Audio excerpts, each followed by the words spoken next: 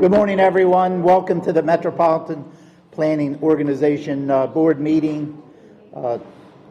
If everyone could stand for the Pledge of Allegiance. I pledge allegiance to the flag of the United States of America and to the republic for which it stands, one nation, under God, indivisible, with liberty and justice for all.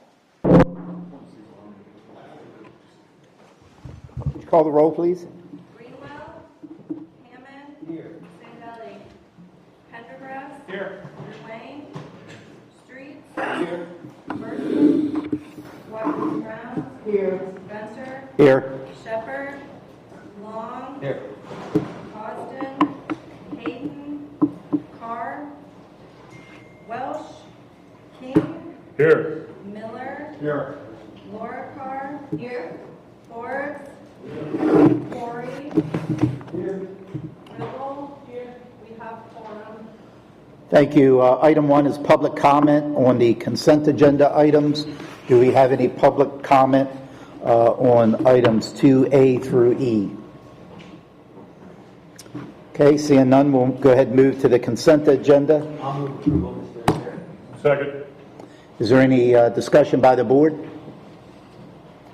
Seeing none, all in favor say aye. Aye. Any opposed? Motion carries. We'll move on to item 3. Public comment will be taken on each public hearing and new business item. The first public hearing, item number 4, is adoption of the FY 25-26 Unified Planning Work Program. Don? So this is our budget, and I'll just go over some of the items. This are the thing at the end, the MPO agreement gets attached. This is actually an attachment to that, our MPO agreement that gives us the planning funds. This is the amount for next year. The second column there, the CPG, is essentially what we give to most of it. About 80% of it goes to Lee-Tran for transit planning. The rest of it, you'll see like the actual second column there, consultant. Most of that's for the long-range plan, and we'll be talking about that later on in the agenda.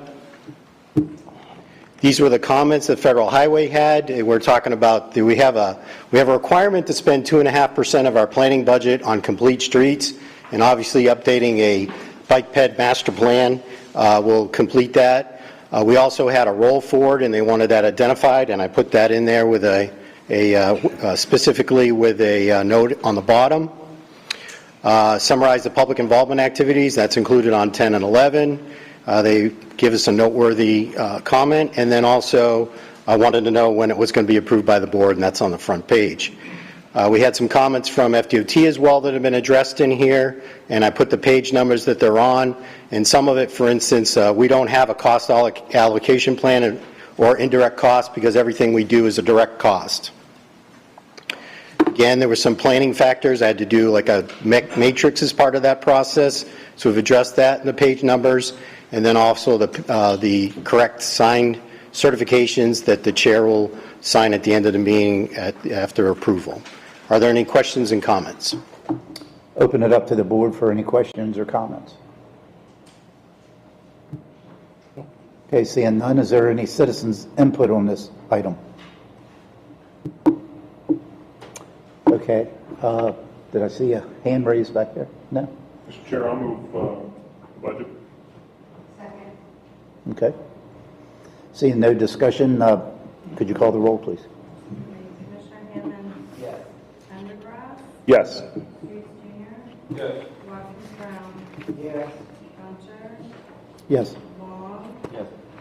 King. Yes. Miller. Yes. Ford. Yes. Carr. Yes. And Ribble. Yes. It's unanimous. Okay, motion passes. We'll move on to item 5, approval of the update federal and state priority list. Don? So as a follow-up to the last meeting, we've added the rail trail to the federal and state list. This would be going after whatever kind of discretionary funds they can do out there. So obviously it doesn't compete with the rest of the projects in here because they need to get the funding within the next 2 years, and most of what we're talking about is 4 to 5 years out when we're talking about our available funding. So I added it to the bottom with the right-of-way at $82 million, and I open it up for any questions anybody has. Yeah, open it up to the board for any questions. Go ahead, Fred. I'll make a motion. Second. Is there any discussion from the board? Seeing none, is there any public input on this particular item? Seeing none, Madam Clerk, could you call the roll, please? Hammond, Yes. Pendergrass. Yes. Reese Jr., Yes. Watkins Brown, Yes. Gunter, Yes. Long, Yes. King, Yes. Miller, Yes. Forbes, Yes. Carr. Yes. And Riggle. Yes. It's unanimous. Motion passes. We'll move on to item 6, approval of the Transportation Improvement Program amendments. Don? So these two projects have been removed from FDOT's Transportation Improvement Program, so now for consistency, we need to remove it from ours as well. Diplomat Parkway westbound over the Zanzibar Canal Bridge. There were improvements that were done to the bridge, and that means it no longer meets the local-owned efficient bridge program, no longer eligible for those federal funds, so that's coming out. Obviously, as things go forward, it gets re-inspected in time, that can change, but for now it comes out. Same thing for Southeast Place over Taylor Canal. Not that improvements are done, but there were some changes in the way the inspection was done. It's now at a 7, so it'll be inspected again in 2 years, but right now it does not meet the requirements for the federal funding, so we are removing that from the TIP. Any questions? I do, Mr. Chairman. I'm not familiar with the Zanzibar Bridge, which was fixed by the owner but under par. Is it a safety issue for the public? So they do the inspections, and then inspections have certain recommendations that they need to be done to keep it that way. And so, yes, the city of Cape Coral went out and did those fixes as part of it. Thank you. I move approval of the amendments. Second. Any other discussion by the board? Okay, seeing none, is there any citizens' input on this item? Seeing none, could you call the roll, please? Hammond, Yes. Pendergrass, Yes. Reese Jr., Yes. Watkins Brown, Yes. Gunter, Yes. Shepherd, Yes. Long, Yes. King, Yes. Miller, Yes. Forbes, Yes. Carr. Yes. Yes. It's unanimous. A motion approves. We'll move on to the next item on the agenda, which is new business. And the first item is approve the update Sun Trail priority list. So it goes back again to eligibility of any kind of funding from the Sun Trail program for BART right-of-way acquisition. So one thing I just wanted to call out to your attention is, like these are our priorities from last year. Normally you put together the priorities and adopt them whenever you have a call for projects for Sun Trail funding. And that particular funding cycle actually closed in December of last year. But now Trust for Public Land has been in conversation with APDOT, and APDOT is saying that they would be considered, any kind of right-of-way acquisition would be considered during the current funding cycle. So accordingly, we have gone and revised the list of Sun Trail priorities. These were the original Sun Trail priorities from last year that you guys adopted. And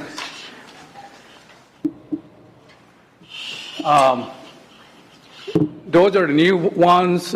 We took it before your bike path coordinating committee.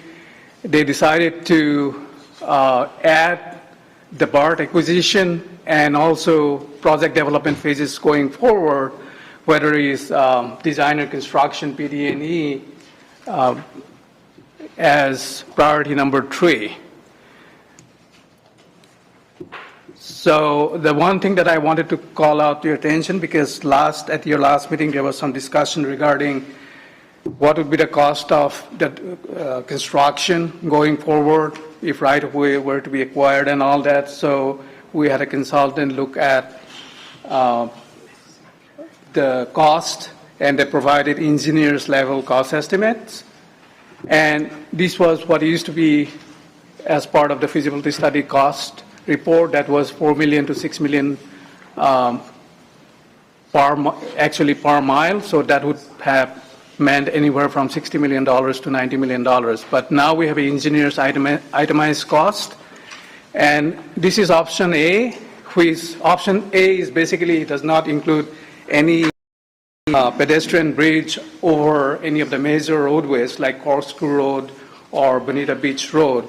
So we're just talking about mid-block crossings with maybe a pedestrian hybrid beacon or rectangular rapid flashing beacons at the crossings. And we're also looking at prefabricated steel bridges at the water crossings next to the trestles, and that actually would bring the cost to over $35 million at $2.4 million per mile cost. Option 2, we just wanted to get an idea how much it is going to cost if we threw in the cost for construction and installation of a pedestrian bridge over Corkscrew Road. And that would actually bump the price to over $40 million. The Corkscrew Pad Bridge cost would be like $5.2 million. The cost for option 1 and option 2 also include wayfinding signs, per mile, marker sign, pavement markings, and all that. And as far as the number of prefabricated metal bridges under option 1, there will be 6 of them, including, because we had some discussion earlier about like putting a bridge, like over Vintage Trace Circle, and that's also taken into consideration. And also, what it also includes are security fences, chain link, and all that. So all of that has been taken into consideration. So that's pretty much the amount that you get, over $35 million for the construction. Now going back, is the revised priority list. This is what we are asking you today, that amend the existing priority list from 2023, and so that we can have this submitted to ABDOT. Any questions? Motion to approve. Second. I'll open up for any other discussion. I have a question. Yes, sir. Ron, you said it was over there in the far right, Sun Trail Funds request. Who's the request to? The $72 million. Is that for the state request? The state. Okay. So for information, the state, like I said before, they already announced a call for applications last year, and accordingly we submitted applications for JYLP Littleton, the State Road 80 projects. So they were already in consideration for funding. But then now we are adding this because ABDOT is saying, well, even though the timeline has passed, we'll still consider the right-of-way acquisition, not necessarily that you're going to be getting funding, but maybe some amount of funding, so we don't know. And the local match for that part in Lee and Carter County, the $10 million? Yeah, $5 million each from the city of Bonita Springs and Village of Estero. But that is something I don't know whether ABDOT is. I'm sure ABDOT is going to take that into consideration, that there is a local match, so that can be leveraged to get some, hopefully, state funding through the Sun Trail program. Yeah, thank you. The only question I have is the feasibility study. Is that going to determine or make a recommendation for option 1 or option 2? Or No. make that decision at some point? That would be, after we are successful in getting money for the right-of-way acquisition. That's far ahead. It's premature kind of thing. I mean, this is just for your information, getting an idea, because people keep on asking how much it's going to cost as far as construction is concerned. Okay. Any other discussion? Okay, seeing none, we have a motion and a second on the floor. Could you call the roll? Or this is, all in favor, say aye. Aye. Any opposed? Motion carries. All right, we'll move on to, next item on the agenda is, I believe, item 9, correct? 8, approval of the Sun Trail feasibility scope of services. So this is something that we actually received Sun Trail program funds from the state to do this study. And so to give a explanation of the project itself, if you look at the slide on the right-hand side, the graphics on the right-hand side, that's the whole Lee County Sun Trail route. So you have an arm going that way, east-west, and then you have all of this. For your information, like our Sun Trail route actually includes 2 regional trails. One is this one going east-west, which is also known as the Caloosahatchee Sugar Trail. And the rest of it is part of the Gulf Coast Trail that goes through 7 counties.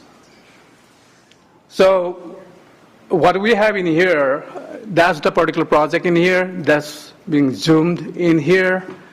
So we are looking at the downtown Fort Myers area mostly, and then we are also looking at North Fort Myers. So the dashed blue line is basically the study area, tentative study area. What we are trying to do is by the way, this red line that you see is the original Sun Trail route that goes through Fowler Avenue, then Evans, and then over the Edison Bridge. That's State Road 739 to Business 41 and Littleton. But the problem with this alignment is it kind of misses most of the attractions in downtown Fort Myers, including the River District, and also the midpoint, the development plan is now being implemented by the city of Fort Myers.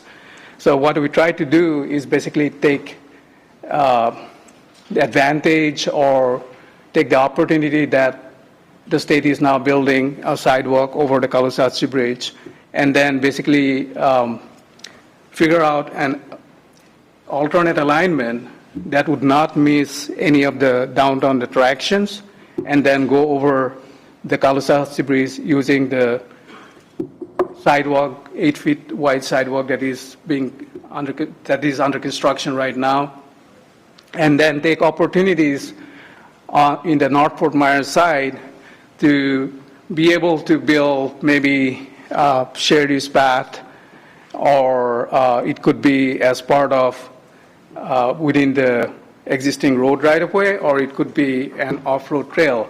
But we do have although we have some opportunities, we also have to acknowledge the fact that there are constraints. We may not be able to get like a 10 feet wide shared use path. Maybe at some places we might just get 8 feet or maybe 10 feet wide shared use path. Then the whole study area has been divided into 4 sub-study areas, including the Central Fort Myers section, Midtown, then the River District, and the North Fort Myers section. So on the North Fort Myers section, this is something that I wanted to provide some information as to what we are contemplating doing. So that would be where your 8 feet sidewalk is going to end. And so we're trying to find a way, maybe going off the US 41, get into the east side, and maybe make use of existing easement, or even, existing road out there to build some kind of sharing path, maybe it could be just 8 feet wide or 10 feet. We have to look at all of that as part of the study. And then the whole point is, this is the route, and this in here is what we are trying to avoid. That was the original route. But north of Pine Island Road, you do have 8 feet shared use path going all the way to Littleton. So we still want to use that particular alignment. The other thing that I also want to point out is there are 8 feet sidewalks on the east side of North Cleveland Avenue. So basically, for the new alignment, we have to try to find out ways to get an alignment in North Fort Myers side and then be able to get into the existing shared use path in Tamiami Trail, or maybe use the existing sidewalk on North Cleveland Avenue to get to Littleton and Kismet Parkway Trail. So one of the things that we're kind of looking at this point, like it has to be studied, is maybe we can use the backside of the North Fort Myers Recreational Center and then use Stockton Road and get to North Cleveland Avenue and then use the existing 8 feet sidewalk. As part of the study, we are also trying to look at ways whether the existing 8 feet shared use path on Business 41 here could be actually widened to or improved to maybe a 10 feet wide. The same goes for the existing sidewalk on North Cleveland Avenue. And also the other thing that we're trying to do out here is I mentioned, like this is part of the Kalusatsi Sugar Trail and there are existing 8 feet sidewalks and all that, but that connection to that 8 feet shared use part on North Tamiami Trail is really bad because there's a segment out here, the first on Business 41, is not suitable for bike path mobility and all that. So as part of the study, we're also trying to find out ways of improving this particular connection out here. And then that would be in the city of Fort Myers side, the River District. So this is the proposed sidewalk, 8 feet sidewalk, and it's coming down at West First Street. And so the city of Fort Myers is also going to be doing a study where they are going to look at conversion of Henry Street to a pedestrian mall so that you can only use it for transit and bike path movement, mobility and all that. So that is on Henry Street. So the idea is to use Henry Street, or if it is Jackson Street, as the pedestrian mall to connect up and continue with this alignment that we are trying to study. So that might need us to look at mixed-use traffic on the streets out there, so including this street out here, and then Bay Street, Edwards, and all that. And then going to the central Fort Myers portion,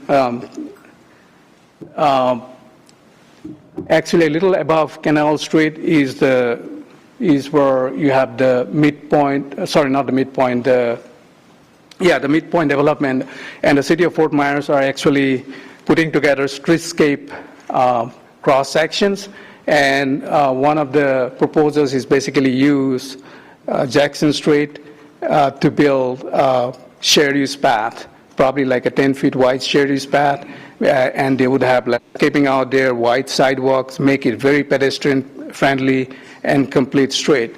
So as part of this study, we are also going to make use of that proposal that the city is having and make it the alternate alignment that we are looking at. Then south of Canal Street, the whole point is to connect to the JYLP extension that the city of Fort Myers is actually going to be constructing, the trail out here extension that actually ends in Hanson Street. So how do we get from here to there?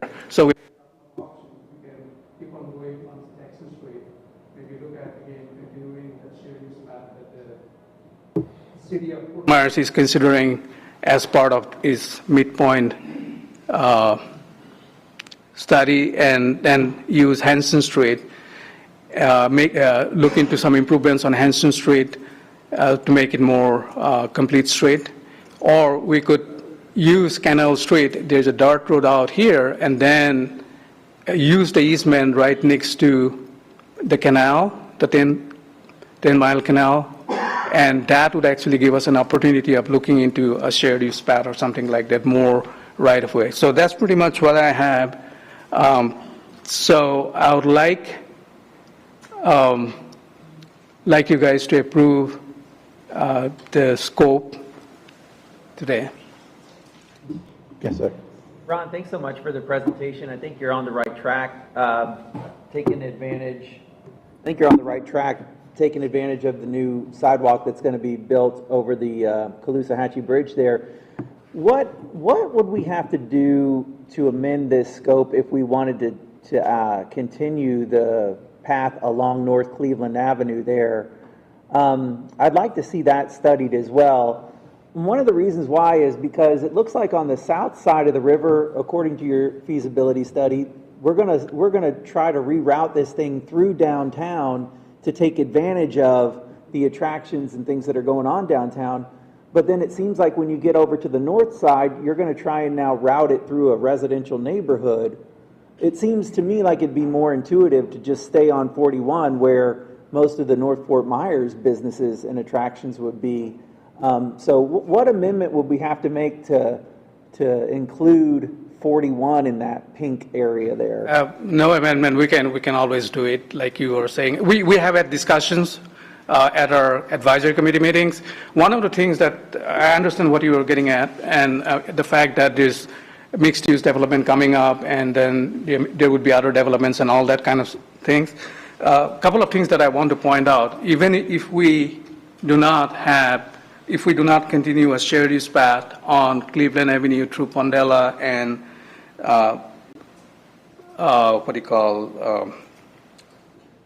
Pine Island Road, we still have, ways to actually get into those, because those sidewalks are still going to be there. And even if we try to take the shared use path off the roadway, there will be still connection. We'll make it a point to have connections to the existing sidewalks, and so that we can access any of the mixed-use developments. But here's the other thing that I wanted to point out. I mean, yes, we can always look at how about, making improvements to the existing sidewalk and make it 8 feet and continue on North Cleveland like you were saying. But one of the things that I was trying to avoid is the fact that these are really large intersections. So you do not want bicyclists or pedestrians to navigate through those big intersections, because then they're in harm's way. Now, of course, you could talk about protected intersections and all that. Those are some of the things that we can definitely look at as part of the study. Yes, your suggestion, that's something we are definitely going to look at. Okay, yeah, because that's what I would love to see, 41 included in that, in this study as a possible corridor for the Sun Trail. And for the rest of the board, so exciting things are happening in North Fort Myers. You see on the far right where it says Hancock Bridge Square and it's outlined in blue. So that was that old abandoned, dilapidated plaza. It has been knocked down completely now, so it is scraped clean. And there's a crew out there right now building 320 new apartments, and they're going to be market rate apartments. It's going to be a beautiful new development for North Fort Myers. It got rid of the blight that was really holding that area down, and now it's going to be a catalyst, I believe, to bring even more development along that 41 commercial corridor in between the bridge and Pondella Road at the north. And so I really would like for us to consider keeping the Sun Trail along that path, so that, as people are biking and maybe they get hot and they want to stop for an ice cream at Daddy D's, they would be able to do that. It'd be real close to them. So, and of course, it would give access for these people who will be in these apartments to go right out their front door onto the shared use path too. So that's just my thoughts. But thank you. Thanks, Mr. Chairman. We're definitely going to look at all options. Okay. Any other discussions? Okay, I'll entertain a motion. Second. Is there any citizens' input on this item? Go back. Seeing no citizens. Oh, I can't see you. Okay, come on.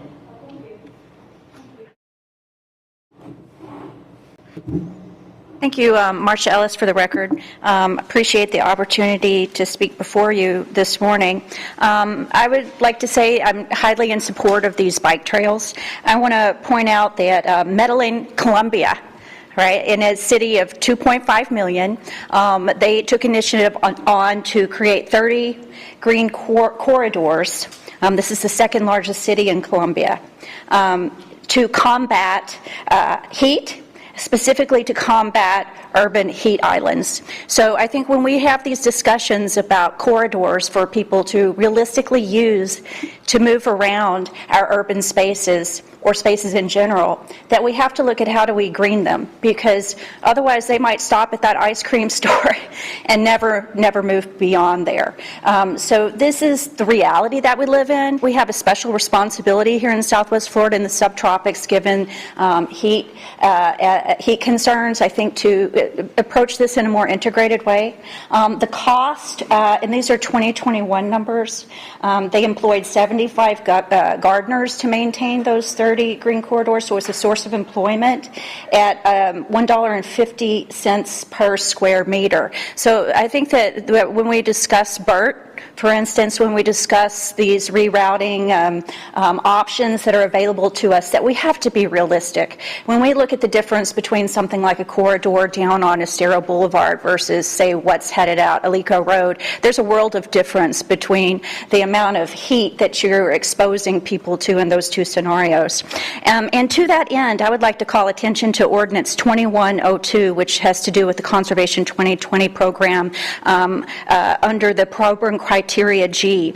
In that ordinance, it states that in general, the lands considered for purchase should have critical sensitive conservation value, be large enough in size to be effectively managed, or, and we have or there, appropriate passive public recreation or open space. So when we start talking about corridors, which are the means for redevelopment, or really should be considered in good planning, right, that we think about this, and we think about the impacts of heat, and we think about the realities that folks experience when they recreate here in Southwest Florida, and that user experience. Thank you. Thank you. Any other comments by the board? Seeing none, we have a motion and a second. All in favor say aye. Aye. Any opposed? Motion's approved. We'll move on to next item on the agenda, item 9, adopts resolution authorizing execution of Sun Trail. Okay, so yeah, it goes back to the scope that we just discussed. So like I said, the study is being funded with Suntrail funds, Suntrail program funds from the state. So this is about execution of an agreement that would allow us to get ourselves reimbursed from the state. So we normally, like when you do studies and all that, we use our local funds, and this would allow us to recoup those funds, getting reimbursed with the state Suntrail dollars. So the motion is basically for you guys to adopt a resolution approving the scope, approving the agreement, and also authorizing the chair to sign the agreement. Is there a second? Second. I'll open up for any discussion from the board. Okay, seeing none, I'll open up for any citizens' input on this item. Okay, seeing none, we have a motion and a second. All in favor say aye. Aye. Any opposed? Motion approved. We'll move on to item 10, which is approve the Transportation Regional Improvement Program priorities. Don? This is our trip projects that we do every year between Lee and Collier and Lee and Charlotte Punta Gorda. Both lists are in there. They have the same projects on it. You'll notice that some of the project costs have been updated from before. I think there was one new project that was added on there, trying to go after PD&E, but otherwise that's the usual list that we update every year to try add whatever matches with what's in your CIPs for projects. Okay, discussion on the board? Seeing none, is there any citizens' input on this particular item? Seeing none, I'll entertain a motion. Move the item, Mr. Chairman. Okay. All in favor, say aye. Aye. Any opposed? Motion's approved. Okay, we'll move on to item 11. So these are our transit, public involvement and documentation scopes of work. This is the beginning of our, well, we've already worked on some of the zonal data and stuff, and we'll have some more conversations about that moving forward. But this is for doing the transit element as part of the long-range plan, and then also the public involvement, the needs and cost feasible plans for the roadways, the prioritization of it, and the final documentation as well for this scope as well. In there, you'll notice, it's been brought up before, we are due to have ours adopted by December 18th of 2025. That means we will have a meeting that's a week earlier than we usually do, because I always thought it was 5 years and 1 week. It's 5 years to the date. So every 5 years, we're going to keep rolling it back 1 week at a time, and then we'll run into Thanksgiving and all that kind of stuff. But anyway, the other side of that is you'll notice that it goes about 3 months after both of these scopes. That is to get whatever comes up during the meetings, final document, in the documents, and then submitted to FDOT and Federal Highway for review, and any of those changes we have to make within that time frame. And I open up any questions anybody has. Hey, any comments or questions by the board? Seeing none, is there any citizens input on this particular item? Okay, seeing none, and we have a motion and a second on the floor. All in favor say aye. Aye. Any opposed? Motion approved. We'll move on to item 12, review of the draft FY25 through FY29 Transportation Improvement Program. Don? So this will come back for final approval at the next meeting. We open it up we'll end up putting the final version out there for review about 2 weeks ahead of time. We give an overview, though, of it as well. About $772 million in projects, up from $641 million last year. One of the big reasons is $205 million has been added for the State Road 31 bridge and the widening in there. This is the total program right now, but one of the things I did notice is it didn't have, and one thing I do want to point out of this is usually we get about 25 to 30% federal funding. Because of that bridge and stuff, it's more like a 60-40% split. Don't get used to it because it's not going to happen every time, but when you get a big project like that. One thing I did notice is the moving forward project for I-75, the future phases, we had done an amendment design, but it wasn't in the download, so we'll be adding this project as well. So that raises the amount. That's another $625 million. It's really between both of us, maybe $300 million in our county. This is just to give an overview of what happened over the last year when we had priorities that were updated. I think when we added 78, but also what was previous last year at this time when we did it. Blue is what was added from this last year by FDOT funding it, so not too bad. And then on the multimodal, same thing. There were a couple projects down the end. They'll get resubmitted again. And then SunTrail, all of them got funded from the previous year. So it was a pretty good year. Any questions or comments? Any questions or comments from the board? Seeing none, is it? Sure. The money that's promised, it can't be pulled out like Well, there is some history when money has come out, like Metro Project, for instance, had some right-of-way in at one time and then went out and it came back again. You know, project costs have been a definite issue lately. So when you talk about the first 2 years or so, probably okay. When you get in the last 2 years, not as solid. Any other questions? Seeing none, any citizens' input on this item? Okay, seeing none, this is only a review item and update, so no action required. Thank you, Don. Yep. We'll move on to other business, item 13.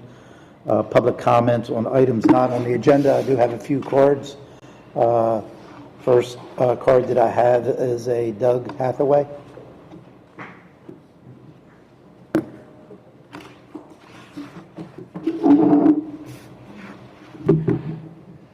Good morning, Doug Hathaway, Trust for Public Land. I also want to point out Charles Hines, also in the audience for Trust for Public Land. I just wanted to say, keep myself familiar with all of you as we work on the BERT project, the acquisition of the rail corridor.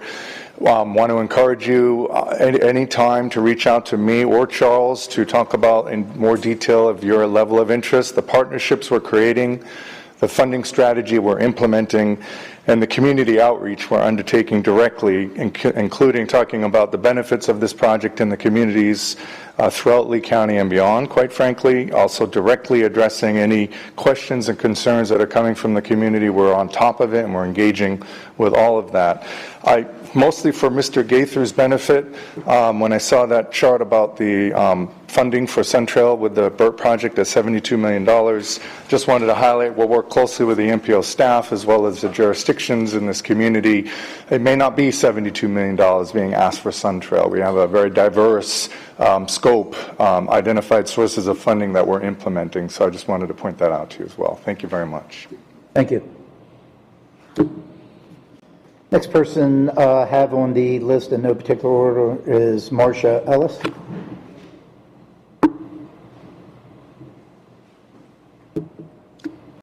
Good morning, Marcia Ellis again for the record. So I spent a day out in Cape Coral in front of the TAC and the CAC this past cycle, pleading for the representatives on those committees to please advocate for safety for children who are getting on school buses throughout this county, pointing out some of the unique circumstances that we have and unique responsibilities with the number of CDDs, which is the second highest in the state of Florida, and the inconsistency in terms of forward planning to provide a safe place for those kids to get on the school bus, and what's being asked of children and parents throughout this community to stand on multi-lane roads, 2, 3 lanes that are expanding and becoming more dangerous over time, and get on the school bus there. I think that we can do better as a community.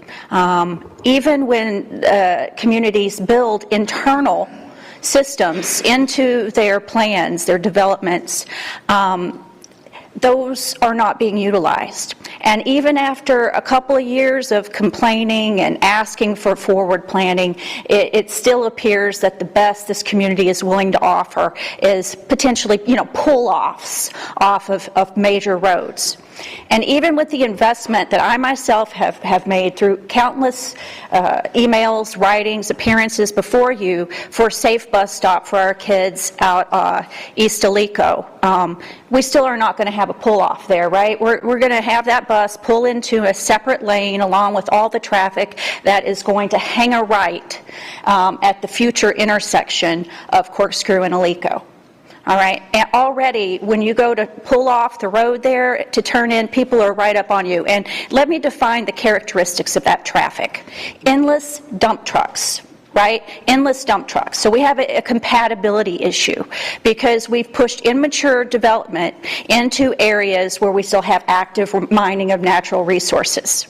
All right, so I am pleading with this community to please look at the land development code and be coordinating with the school district when we're talking about bus stops and when we're also developing around our schools, that our traffic impact studies, that our statements include the high intensity uses of schools and the amount of traffic, the timing of the traffic that's there when we look at our schedule uses and when we look at our approvals and we look at warranting our signals. I plead you to please use those means available to you to protect our children. Thank you. Thank you. Next individual is Bruce Ackerman.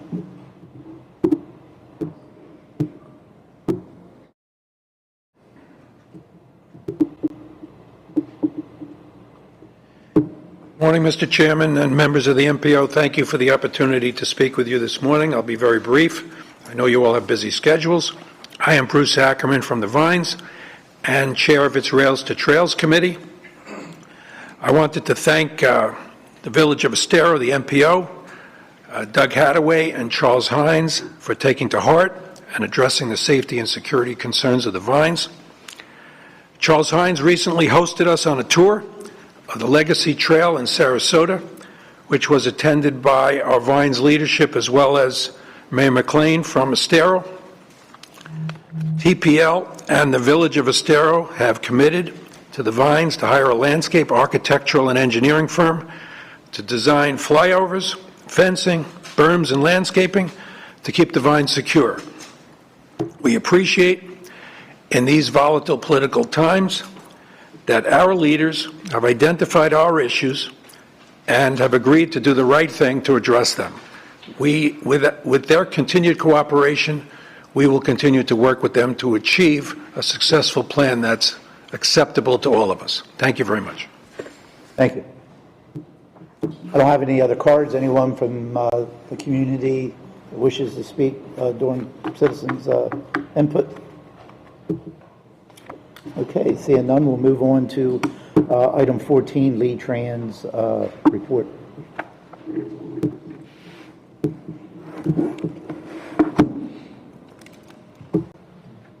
Good morning, Dominic Gemelli with Lee Tran. Just going to give you guys start off with a ridership update right now. So our fixed route ridership is up 32% from where it was last year. Obviously, that's a rebound from being down 25% post Hurricane Ian. So we are showing a net growth over what we lost the prior year. Our paratransit and transportation disadvantaged ridership stays very steady between 500 and 600 trips per day. And our mobility on demand has shown significant growth. We have year-over-year numbers for Bonita Springs. So looking at the first 2 quarters of this fiscal year, we have a 35% ridership growth in Bonita Springs on our mobility on demand. And Lehigh Acres in these same 2 quarters has transported, let me look for the number here on my notes, 11,350 persons. So both programs are doing quite well. We did just recently on the 6th of this month change from utilization of the Uber app for our mobility on demand to our own proprietary app now called the Ultra On Demand. A much more comprehensive app, one geared just to us. Those of you that may have used the Uber app and saw where we were included with the other half a dozen choices of Uber that was available to a customer, we no longer have that, I guess you could say, Uber competition in there. Our app is strictly for our ridership. It's much more comprehensive, offers different options to the riders, and provides us with much better metrics on the performance of the actual application and the actual transportation, I should say. So that was very good. Fox 4 had a nice piece on that launch last week, actually, that they aired. The MOD fare, and I think we discussed this once before, the fare increase will go from $1.50 to $3 on June 3rd, which is a Monday. Last month, most of you know we had the groundbreak for the Lehigh Acres Park and Ride. That is under construction, and we plan to see that opening in the first quarter of 2025. And then one of our other big items that kind of aligns with the LRTP here with the MPO is our 2025 Transportation Development Plan. That also will go to our board for approval next week, and we'll bring our consultant on board starting hopefully in June, and that will align up with the same deadline as our Transportation Development Plan, as with the completion of the long-range plan with the MPO, which is December of 2025. And that's all I have this morning. If anyone has any questions. Thank you. Any questions from the board? Thank you for the report. Thank you. Okay, next item is 15, FDOT report. Good morning, Chair and Board. For those of you who have not recognized it, I am not LK, but he does send his regrets for not being able to make today's meeting. For those of you who did notice that, but didn't notice, I'm not Victoria Peters either. Her last meeting was The last MPO board meeting we had, she has taken a new position with District 4 within FDOT, and she, from everything I've heard, is doing fantastic. I've got a quick briefing for you from FDOT. We have a public information meeting for State Road 31. This is the area that covers from State Road 78 to north of Babcock Drive. The date and time for this meeting will be May 23rd from 5 to 7 at the Field House at Babcock Ranch. We'll be gathering information and sharing information with the public regarding the PD&E on this project. Also, in the effort to have regional connection with some of your surrounding MPO areas, out of Collier County, there was a virtual meeting held just a few days ago. This had to do with I-75 at Pine Ridge for the design that was held back on 5/14, and this was a virtual meeting that was held to discuss that project. And then just recently, yesterday, there was a in-person meeting that was held at the Collier Regional Park. That was yesterday, discussing the same topic, that is the I-75 at Pine Ridge, discussing design for that project. For our area, a quick update on some projects. I just wanted to touch base on Colonial with I-75. This was an interesting one. We intend to have the DDI implemented, meaning people should be actually able to drive on the DDI. There may be some more punch button lists that still need to be done, but that should be done by the middle of July, a few months out. We also intend, as you've seen, we will continue to work with the CFI, and then we'll start work on the R-Cut, which is going to be located near Forum Boulevard. However, we anticipate to be complete anything unexpected by the beginning of calendar year 2025. So we will keep our fingers crossed that that runs smooth. If there are any other questions, I'm more than happy to try and respond to those for you. Any questions or comments? Seeing none, thank you for the report. Next item is announcements, Don. Just the next meeting is June 21st. And item 17, information and distribution items. I didn't have anything. Any other comments or questions from the board? Please, seeing none, meeting adjourned. Thank you for coming.